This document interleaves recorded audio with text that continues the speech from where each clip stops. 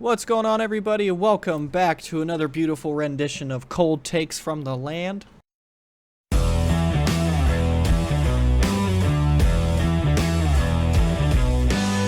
Cold Takes from the Land, where you get the coldest takes from the hottest Cleveland sports fans. And gosh darn it, buddy, they had me worried for a minute, but the Guardians beat the Tigers in 5 games.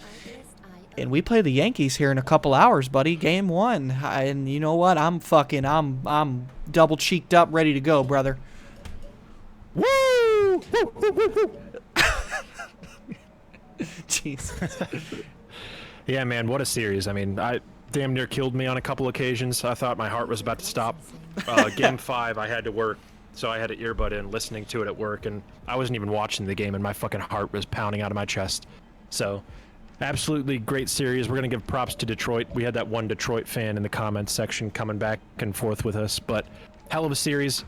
Very gritty team there in Detroit. Honestly, they took us an extra game than I thought they would. I said it would end in 4, so great series from them. Scooble's an absolute monster. And the fact that they had gotten that far after they traded Flaherty to the Dodgers, and then they went on that absolute tear in the last month and a half to freaking overtake the Twins, and then overtake the freaking, I don't know, did they overtake the Royals, or were they right below the Royals by like a game? I think they were a game below, because I think the Royals played a lower seed, so that would mean the Royals were a little bit higher. But anyway, Yeah. They had a chance to finish second in the division, which, for the way they were playing for most of the year, was absolutely absurd. But I am glad we came out of it, because I think we have a chance to make some noise. As we had said in one of our last videos, we'll get to our predictions at the end here too, but this is going to be a hell of a series, I think. I don't know if I'm necessarily going to take us in this series, just because New York has some absolute fucking weapons on their team. But it could be a battle, man. I mean, I see a path to victory, and if we get through this series, I think we have a good shot of making some noise in the World Series. Yeah, man, I definitely agree. And, you know, one thing I wanted to bring up is, you know, not a lot of people think that way, because I was watching a video of a MLB broadcast, and I believe A-Rod was one of the guys on there. A-Rod and Jeter can suck my ass. Fuck both of those guys. And they were saying how, you know, if the Yankees could have handpicked their opponents, you know, I think these are who they would have get. And he's like, I don't want to say it's an easy series or an easy playoff run. And then A-Rod went ahead and said that it's a cakewalk to the World Series for the Yankees. So I hope every single Guardians player, all the way down to fucking Karen check on the injury report, saw that shit and fucking is riled up, ready to go. But before we get into the Yankees, a couple shout outs to the 2 guys that really saved this series, in my opinion, from a batting perspective. David Fry, Game 4, you're my father. And then Lane Thomas, Game 5. Oh, I'm sorry. Did I say Game 4 for Fry? You said Game 4, yeah. Okay, Game 5. Lane Thomas, you're my other father, because what a guy. And yeah, that's, you know what? You can't forget about Stephen Kwan, man. Stephen Kwan went the hell off. He batted over batting 500, I think. Over 500, and he was one of 3 players, I believe, all time to have 3 straight postseason games of at least 3 hits. Yeah, he killed it. Fuck, that dude can just get on base, man. And that dude's got. We talked about that. I mean, when Stephen Kwan's getting on base and setting the table, man, we have guys that can drive him in. So if he's getting on base, whether it's just a single or a walk, that increases our runs per game tremendously. Yeah, and you know, in a series where, you know, Jose only batted 188, Josh Naylor batted 200 barely, Jimenez bat 167. You know, we need those guys to step up. And another one who was second in batting average on our team, Rocchio, man, Brian Rocchio. How about it, man? Freaking playoff Rocchio. He's a playoff demon, brother. Freaking, he dyed his hair blonde, and he's out here looking like Barry Larkin in his prime. Hey, he was killing it, man. I gotta say. Yeah. He's been picking it up, man. I mean, who knows? Like, when you're a guy that's getting your first year of, like, playing consistent ball, I mean, it only takes, like, I mean, it's hard to tell when it really clicks for you, but some guys, it's like after a certain amount of games, they understand the pitching better, they understand the tendencies of teams, and maybe it just clicked for him at the right time. Yeah. You know, I hope it keeps going. However, because we've had some terrible performances, like you said. The fact that we won that game and won the series 3-2 with Bo Naylor being horrible. Like, I don't even think he had a single hit. Bo Naylor's been awful. He batted zeros. He's been so bad. I prefer Hedges at this point, and that's something I thought I would never say. Get fucking Hedges in there, and Bo Naylor can fuck all the way off. But he's been terrible. Josh Naylor really needs to get going because we're going to struggle this series if he's whiffing on balls and swinging at stuff 2 feet out of the strike zone. Yeah, and then Jose, outside of the one home run and the double in the first game, I don't think he's really done much either. So the fact that you win with your best players being Rocchio, Thomas, Quan, and Fry is pretty impressive. Holy moly, as you say that, fucking the Mets just hit a grand slam, and they're up 6-0 on the Dodgers right now in Game 2. But, Holy shit, dude. But anyway. Weird series. I watched that game last night, and the Dodgers spanked them 9-0, so... Interesting. Shout out Frankie Linder. But... Oh, he hit the grand slam? I don't know. I was just saying. Damn. You know, I can't even remember what I was getting at. Oh, yeah. However, as we transition to our chances here with the Yankees series, that is one thing I was going to say is our big bats really got to get going just because you have to be able to somewhat match the power that you can get from that Yankees team. So, like you said, Naylor, we need him, not Jimenez, God, Jose to get going more. I would like to see a little bit more Manzardo. Yeah, me too. Only had 6 at-bats, though I know that obviously just due to the strategy thing with the pitchers that they were throwing out there. But one thing that did kind of worry me, man, Stephen Vogt seemed to kind of be panicking at times with some of his decisions in terms of, pulling pitchers early or leaving them in a hair long or, I think it was Game 3 where he pinch hit 3 guys almost right away, and it was in the second inning, yeah. Yeah, and it was a little concerning. I don't know if that's the inexperience or something like that, but Matthew Boyd, who started Game 5. Had a really good first 2 innings. He got into trouble a couple times. I mean, he had 5 strikeouts. I thought he was pitching relatively well, and then he pulled him quick.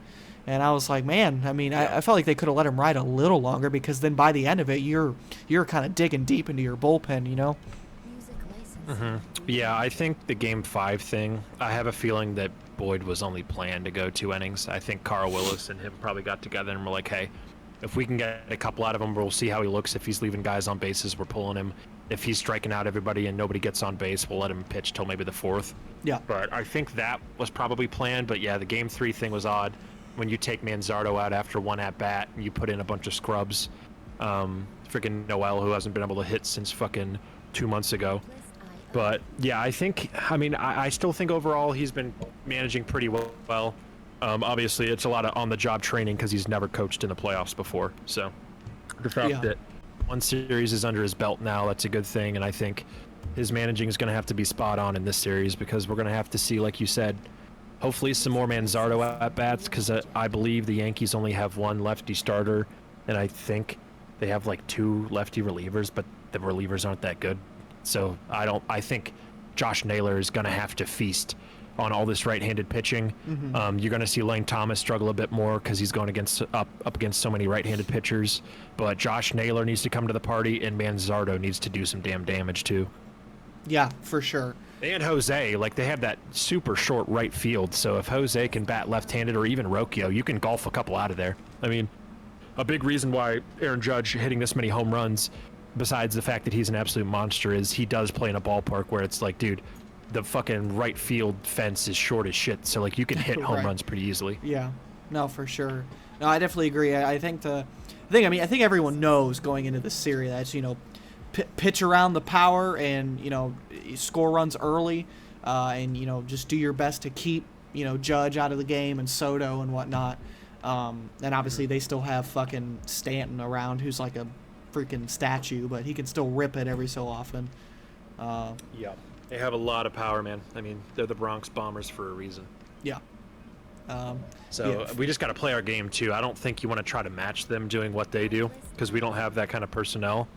But if you can take your guys like Quan, Rocchio, even Andres Jimenez, guys who are known for just getting on base, just have them get on base and then have the guys who can hit the ball out of the park drive them in. Ramirez, Fry, Naylor, maybe Bo can give us something this series. Manzardo possibly even if Noel can hit at least 1 home run, that would be fantastic. But yeah, have them do their thing. I don't want anybody playing over their shoes. We don't need freaking Jimenez going up there swinging like he's Ken Griffey in his prime. We just need him to do what he does. Yeah, for sure. One thing I was thinking about, do you have any worry at all about the amount of games pitched and the amount of pitches that have been thrown by some of our relievers? Like Cade Smith pitched in all 5, Heron pitched in all 5, Clase pitched in 4, pitched multiple innings in a couple of them. Gaddis pitched a lot, and obviously it was a 5-game series. So do you have any worries about potential fatigue from our relievers who are typically sharp? No, not necessarily. Just because in the division series you have a game off or 2 days off between every freaking game. So even though we went all out and pitched damn near everybody in Game 5, you still had yesterday off. So I don't think I'm super worried about that yet. The starting pitching might be something interesting in this series, though, because you're going to have to throw 4 guys out there unless you want to go 3 starters and then a bullpen guy. So that'll be interesting. But we're going to have to manage our bullpen a little bit better because you can't be throwing guys out there. Like, we can't have Sabrowski pitch a third of an inning, and you can't have Walters pitch a third of an inning. Like, you're going to have to save some of these guys to go 1-2 innings, you know? Yeah, I know you were saying that they might have to have 4 guys start. Obviously, last series, it was Bybee 2 games, Boyd 2 games, and Cobb for 1. Who do you think maybe be the 4th? Do you think maybe they... I don't know. Who do you maybe... I think maybe Gavin, either Gavin or Cantillo. Cantillo's looked really good in his last 3 or 4 starts, and he's a lefty, so that'll give Soto some problems. The only thing I worry about with Cantillo is Aaron Judge being a right-handed hitter. Granted, he's been horrible this postseason, as he is in most so far, but he's due. He's due for a good 500-foot bomb off of a left-handed pitcher, so I worry about Judge if you pitch Cantillo. And Anthony Rizzo's ass just got reactivated again, and that guy, we fucking can't seem to get rid of him. I mean, 2016, he absolutely fucked us when he was on the Cubs, and then the last time he was on the Yankees, he did us in too, so I'm hoping he can have a bad series for once against us. Yeah, for sure. Wouldn't it be nice to have Shane Bieber, huh? Oh man, it would make me feel a lot better. Yeah, definitely. This is going to be an interesting game. I know of their pitcher tonight, but I don't think he's like their ace by any means. Cole's going tomorrow against Bybee, which should be interesting. But if Cobb can do what he does, man, keep that ball low in the strike zone, get ground balls. As long as these guys can't lift the ball up and get it out of the ballpark, I think we'll be okay. But we're going to have to really limit the amount of walks. Like, I know Matthew Boyd was walking a couple guys. I think that's another reason why Vogue pulled him so early. But you cannot walk this team, because if you start turning solo blasts into 2-3 run shots, that's when you're going to be in trouble. Yeah. I was thinking that too, like, because I feel like it's almost a given that you're going to get a couple bombs off the Yankees no matter what, or from the Yankees, I should say. So obviously it'd be best case scenario to keep those as single run bombs, and you don't want to be giving up 2-3 even grand slams potentially off of one shot. So, but yeah, are you ready to give your prediction? Yeah. Do you want me to go first? Oh yeah, I want to hear it. Okay, so I am going to stick with what I said before. I do think the Yankees are going to beat us, unfortunately. I think we have a shot. Like I said, there is a path to victory in this series, but it is very narrow and slim, and we're going to have to get some starting pitching out of guys that either haven't pitched well recently or guys that freaking just aren't that dependable, to be honest with you. And freaking Cobb and guys like Gavin possibly, or maybe even Cantillo if you throw him out there. But so we're gonna have to play damn near perfect, I think. With that being said, I think we are gonna take them 6, and I think we'll lose to the Yankees in 6 games. Okay, that's probably the more sensible prediction. It is a tough matchup, and with playing the Yankees, it's almost like boxing a guy with a huge right hand and a really accurate right hand, where like you have to be perfect for the entire time, but they only have to be perfect for a second. And just like a boxer with a big right hand can put you out in one shot, the Yankees, all it takes is one bomb to change a game. And it's definitely hard. It's definitely very, very hard to compete with that. But with that, yeah, I'm going to be the naive, optimistic Cleveland sports fan, and with how bad the Browns have been, I just want some good shit to happen, to keep happening for the Guards. So with that, I'm going to say we're going to go to Game 7, and then bottom of the ninth, or top of the ninth, Game 7, I'm going to say, because it's going to be in New York. Fucking my boy, Manzardi, we're down. Let's say we're down 1. We got 2 guys on base, and he cranks one, and we win the game by 2 and head to the World Series after beating the Yankees in 7. Book it. Write it down. I like it. I like it, buddy. I like it. I mean, like I said, there's a way we can beat this team for sure, because you can kind of play to their aggressiveness, and they have, like you said, half their lineup is going to be swinging to hit the ball out of the ballpark. So you could take advantage of that. Tonight's going to be an interesting game because now all the series are 7 games in the ALCS and the World Series. So you don't necessarily have to win game 1. Like, you're not going to be freaking out if you lose game 1, because look at tonight. The Mets are up 6-0 already on the Dodgers. Like, if you lose game 1, you can come out and even it up at 1-1 going back home to Cleveland. So I thought them pitching Cobb tonight is kind of a sign. Like, obviously, I think they're going to try to win the game, but throwing Cobb out tonight makes me think that we might either get shelled tonight, or it might not be a great game, because he's going to have to keep, like I said, he's going to have to keep that ball low in that strike zone. He's going to have to get a lot of ground balls, because Alex Cobb does not have a lot of power or velocity on his pitches, and he relies on location and getting ground balls. He's not a guy that's going to pump the ball past you for a strikeout, and he's not a guy that's going to fool you with some fucking splitter or like an odd pitch that most pitchers don't throw. So tonight might not be the best, but don't freak out, Cleveland fans. If you can get out of New York with a split 1-1 coming home, I think you have a chance to put the hurt on them. Yeah, for sure. Definitely a winnable series. It's going to be an interesting one. I'm really excited. Game 1 starts here in a couple hours at the time of recording, and I'm really excited to see what happens. I'm really nervous. Yeah, man, it's going to be something. Big Christmas needs to show up, man. I mean, the closer we get to Christmas, his ass needs to start playing like he's in fucking Super Saiyan mode. We need XL Christmas out there. Yeah, man, he has been horrendous lately, and we'll keep seeming to play him. So I'd almost prefer, even if it's a lefty-on-lefty matchup, I'd almost prefer freaking Brennan at this point, because Big Christmas, I love him to death, but he clearly needs to work in the offseason on freaking just plate vision in general and not swinging at pitches like Josh Naylor that are fucking 2 feet in the dirt or way out of the strike zone. So we're going to have to get some offense from some unfamiliar places like we did last series, whether it's Rocchio or Lane Thomas, who's been absolutely outstanding. I mean, dude had freaking 2 homers and 9 RBIs in the ALDS. So if he can continue that, I think we have a good shot. But I expect him to struggle quite a bit more because, again, like I said, he's not as good against right-handed pitching, and the Yankees have a lot of right-handed pitching. But if you can replace him with Josh Naylor, maybe even Bo Naylor gets a couple doubles or a home run, or freaking Jose, who seems to bat better from the left side of the plate, I think we have a shot. I think we do, buddy. And, yeah. I hope so, man. I hope so. And Manzardo, like, we need to see more. He has to be most of these games. I would start him every game except the game where you go up against a lefty. Yeah, for sure.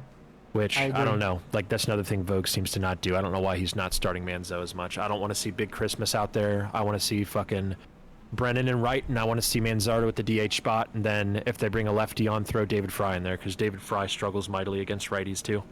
Yeah, he does. But the good thing is, this is the last thing before we leave her that I forgot to touch on. Freaking Aaron Judge being a right-handed hitter, I think our bullpen can do a number on him. I mean, he struggled mightily last series. He's batting like 0.91 so far in these playoffs, and I think Cade Smith might turn freaking Aaron Judge into Judge Judy. I think his ass is going to be fucking looking like a fool out there with his pants on the ground. Oh boy, fucking Judge Judy, man. I'm ready for it. Class A too, man. Class A, Gaddis, and freaking, as long as Gaddis doesn't hang him a fucking slider or something stupid, but Gaddis, Smith, and Class A should do a number on him.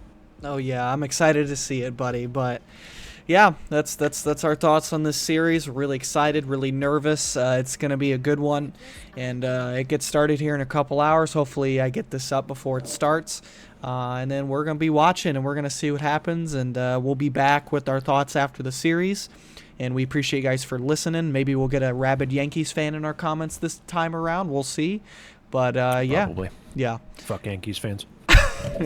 But yeah, once again. Bring all the smoke. Yeah, bring it all. But, yeah, once again, we appreciate you guys for watching and listening. And once again, it's been another episode of Cold Takes from the Land, and we will see you in the next one. Cold Takes from the Land.